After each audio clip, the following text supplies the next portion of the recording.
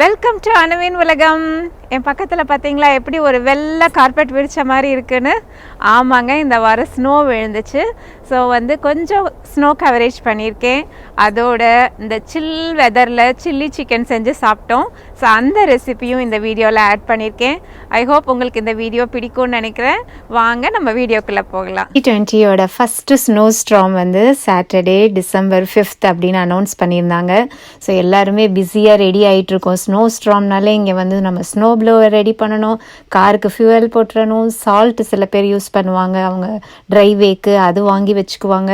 அப்புறம் வீட்டுக்கு வேண்டிய க்ராசரி ஜாமான் ஃபுல்லாக வாங்கி வச்சுக்கணும். ஏன்னா ஸ்னோ ஸ்டார்ம் எப்போ முடியும், பவர் அவுட்டேஜ் நடக்கும், அதனால் ரொம்ப கேர்ஃபுல்லாக இருக்கணும். இந்த வாரம் ஸ்னோ ஸ்டார்ம் 18 inches வரைக்கும் ஸ்னோ விழும் அப்படின்னு அனௌன்ஸ் பண்ணியிருந்தாங்க. ஆனால் நான் இருக்கிற கவுண்டியில் அவ்வளோ ஸ்னோ விழுகாது, 6 to 8 inches எதிர்பார்க்கலாம் அப்படின்னு போட்டிருந்தாங்க. ஸோ நாங்களும் க்ராசரிக்கு போயிட்டு எல்லாம் வேண்டிய ஜாமான் எல்லாம் வாங்கிட்டு வீட்டுக்கு திரும்பிக்கிட்டு இருக்கோம். திரும்புறதுக்குள்ளேயே ஸ்னோ பெய்ய ஆரம்பிச்சிருச்சு. பார்த்திங்கன்னா ஃபஸ்ட்டு பெய்ய ஆரம்பிக்கும் போது மழை விழுகிற மாதிரி தான் உங்களுக்கு தெரியும். பட் இங்கே டெம்பரேச்சர் 0 டிகிரிக்கு கீழே போயிடுச்சு, ட்ராப் ஆயிடுச்சு. அதனால் நமக்கு ஸ்னோ விழுக ஆரம்பிச்சிருச்சு. பாருங்க, நாங்கள் வீட்டுக்கு வந்துட்டோம், கொஞ்சம் வேகமாக விழுக ஆரம்பிச்சிருக்கு. அப்போ அப்படியே ஒரு மணி நேரம் கழித்து நான் வெளியில் வந்தேன். வாங்கின ஜாமான்லாம் அடுக்கிட்டு வெளியில் டெக்கை பார்த்திங்கன்னா நல்ல ஒரு வெள்ளை போர்வை விரித்த மாதிரி அழகாக இருந்தது. அது குளிர் நல்லா காற்றடிக்க ஆரம்பிச்சிருச்சு. ஸோ எனக்கு வெளியில் நிற்கவே முடியல. திரும்ப ஓடி போய் ஜாக்கெட்டெல்லாம் போட்டுட்டு அதுக்கப்புறம் நான் வீடியோ கவரேஜ் பண்ணேன். பாருங்கள் இப்போ எப்படி விழுகுதுன்னு. ஓரளவுக்கு அடர்த்தியாக ஸ்னோ விழுக ஆரம்பிச்சிருச்சு.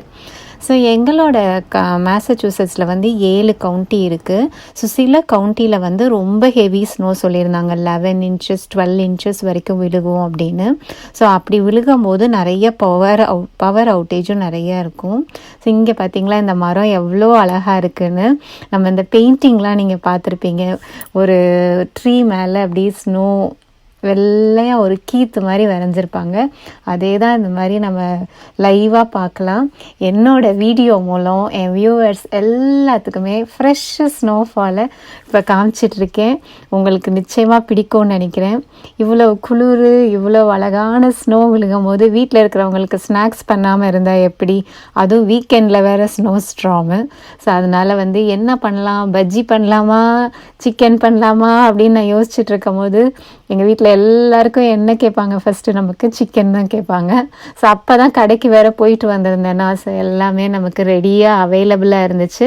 ஸோ சிக்கனை கட் பண்ணி கொஞ்சம் மேரினேட் பண்ணி வச்சுருக்கேன். ஒரு 40 minutes மேரினேஷன் முடிஞ்சிருச்சுன்னா நம்ம சில்லி சிக்கன் செய்யலாம் அப்படின்ட்டு.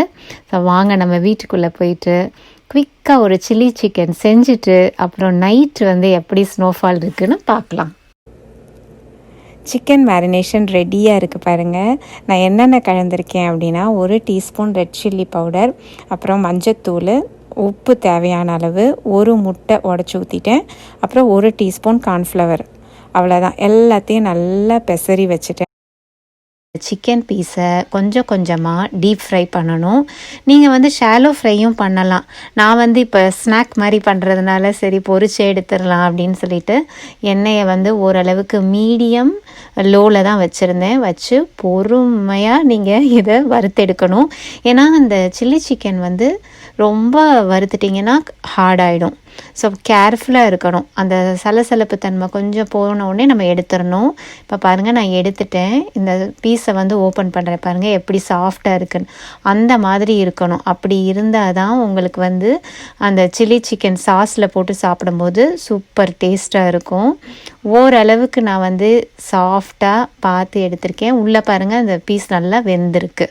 ஸோ இதே மாதிரி எல்லா பீஸையும் எடுத்தாச்சு. பாருங்கள், ஃபுல்லாக எடுத்து வச்சுட்டேன். ஸோ இப்போ இதுக்கு நம்ம ஒரு மசாலா ரெடி பண்ணணும். அதுக்கு என்னென்ன வேணும் அப்படின்னு நம்ம பார்க்கலாம். மசாலா ஜாமான் பார்த்திங்களா, 1 2 3 4 5 ஜாமான் தான் நமக்கு வேணும். ஸோ குயிக்காக பார்த்துடலாம். பச்சை மிளகாய் ஒரு 3 பச்சை மிளகாயை ஒல்லியாக நறுக்கி வச்சுருக்கேன். பூண்டு 6 பல்லு பூண்டு எடுத்திருப்பேங்க, கொஞ்சம் பெருசாக இருக்கும் இங்கே, அதை பொடுசாக நறுக்கியிருக்கேன். வெங்காயம் வந்து ஒரு வெங்காயத்தை இந்த மாதிரி நீள நீளமாக நறுக்கி வச்சுருக்கேன். வெங்காயம் நிறையா போட்டால் இன்னும் டேஸ்ட்டாக இருக்கும், உங்களோட இஷ்டம்தான். இது வந்து டொமேட்டோ சாஸ் வந்து 2 டேபிள் ஸ்பூன் நான் எடுத்து வச்சுருக்கேன். அதுக்கப்புறம் கார்ன்ஃப்ளவர் வந்து 1 டீஸ்பூனை நல்லா வந்து ஒரு அரை டம்ளர் தண்ணியில் கரைச்சி வச்சுருக்கேங்க, நல்லா தண்ணியாக.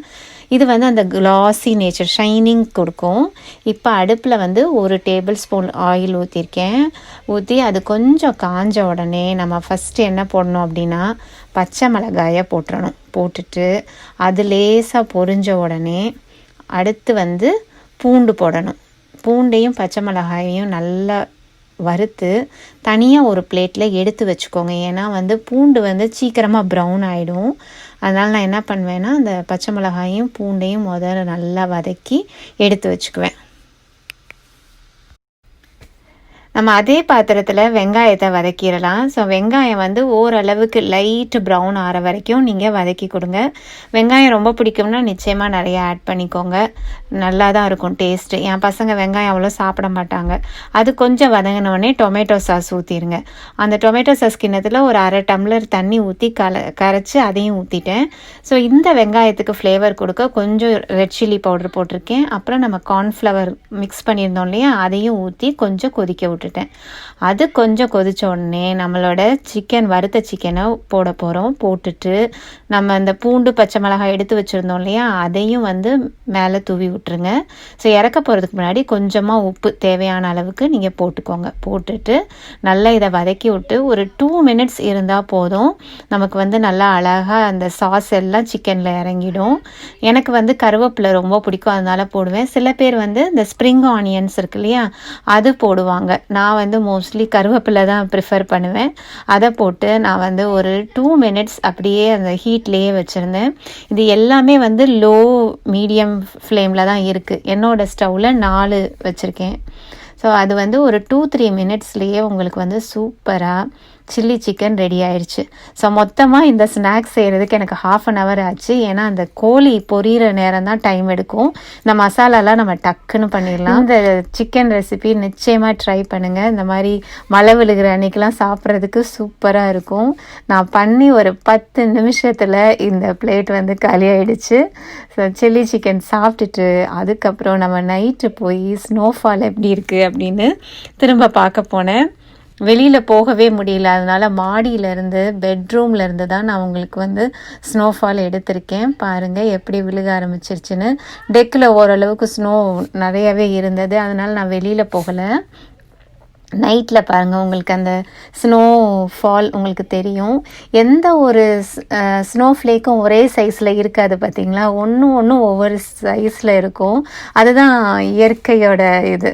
அதாவது வாட்டர் ட்ராப்லெட்ஸ் தானே உங்களுக்கு ஸ்னோவாக மாறுது, அதனால் ஒன்று ஒவ்வொரு ஷேப்பில் இருக்கும். நான் வந்து இந்த ஊருக்கு வந்தப்போ ஸ்னோ விழுகிறத பார்க்குறதுக்கு ஒரு சேரை போட்டு ஜன்னல் கிட்ட உட்காந்துருவேன்.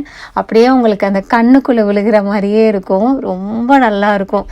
எனக்கு அந்த நாள்லாம் ஞாபகம் வருது. ஸ்னோ விழுகுதுன்னா ரொம்ப ஹாப்பியாக இருப்பேன். இப்போ வந்து என் பசங்க வந்து சூப்பர் ஹாப்பியாக இருப்பாங்க. ஸ்னோ விழுகுதுன்னா மறுநாள் ஸ்னோமேன் செய்யலாம், இல்லை ஏதாவது ஒன்று பண்ணுவாங்க ஸ்னோவில் போயிட்டு. பட் இன்னைக்கு வந்து நமக்கு ஸ்னோ விழுகிற நேரம் போக முடியல, ஏன்னா காற்று வந்து ரொம்ப அடிச்சிட்டு இருந்துச்சு. பொதுவாக காற்று அடிக்கலை அப்படின்னா பசங்க ஸ்னோ விழுகும் போதே போய் வெளியில் விளையாடலாம் செய்வாங்க. நல்லா ஜாக்கெட்டு, அதுக்கே ஸ்னோ பேண்ட்டு, ஸ்னோ பூட்ஸு எல்லாம் செட்டாக வச்சுருப்பாங்க. போய் வெளியில் விளையாண்டுட்டு வருவாங்க. நானும் நல்லா விட்டுருவேன் ஜாலியாக என்ஜாய் பண்ணுறதுக்கு. பட் இன்றைக்கி வந்து ரொம்ப காற்றும் அடித்ததுனால பசங்களை வெளியில் விட முடியல. வீட்டில் இருந்தபடியே தான் நாங்கள் எங்கள் ஸ்னோஃபாலை ரசித்தோம். உங்களுக்கும் வந்து இந்த வீடியோ பிடிச்சிருக்கும்னு நினைக்கிறேன். எங்கள் ஊர் ஸ்னோவை பார்த்துருப்பீங்க. மறுநாள் காலையில் எழுந்திரிச்சு இந்த ஸ்னோ மார்னிங் டைம் எப்படி இருக்குது அப்படிங்கிறத நம்ம பார்க்கலாம். நேற்று நைட்டு நல்லா ஸ்னோ விழுந்து முடிஞ்சிருச்சு. ரொம்ப நேரம் விழுகலை, 12 மணியோடு நின்றுச்சு பாருங்கள். ஸோ நமக்கு வந்து ஒரு தின் லேயர் ஆஃப் ஸ்னோ எல்லா இடத்துலையும் இருக்குது அழகா. இப்போ வந்து காலையில் 7 மணி, இப்படி வெயில் அடிக்குது பார்த்தீங்களா. என்ன ஆகும் ஸ்னோ வந்து வெயில் அடிச்சிச்சுன்னா அப்படின்னு உங்களுக்கு காமிக்க போகிறேன். இப்போ பாருங்கள், இது எங்களோட டேபிள் எப்படி இருக்குன்னு கீழே பாருங்கள். நான் வந்து இந்த கால் இது நடக்கிற இடம் எப்படி சத்தம் கேட்குது பாருங்கள். எல்லாமே என்ன ஆகிடும்னா ஃப்ரீஸ் ஆகிருக்கும். ஸோ வெயில் அடிக்கும் போது நமக்கு அந்த பனிக்கட்டி மேலே நடக்கிற மாதிரி தான் இருக்கும். இதுதான் இருக்கும். ரொம்ப கேர்ஃபுல்லாக நடக்கணும். நல்லா ஸ்னோ பூட்ஸ் இருந்தால் தான் இதெல்லாம் நடக்க முடியும், இல்லைன்னா வலிக்கி விட்டுரும். இப்போ நமக்கு வெயில் நல்லா அடிக்கிறதுனால உருக ஆரம்பிச்சிருச்சு ஸ்னோ. டக்குன்னு அதுவே உருகி ஓடி போயிடும். இதான் என்னோடய பேக்யார்டு.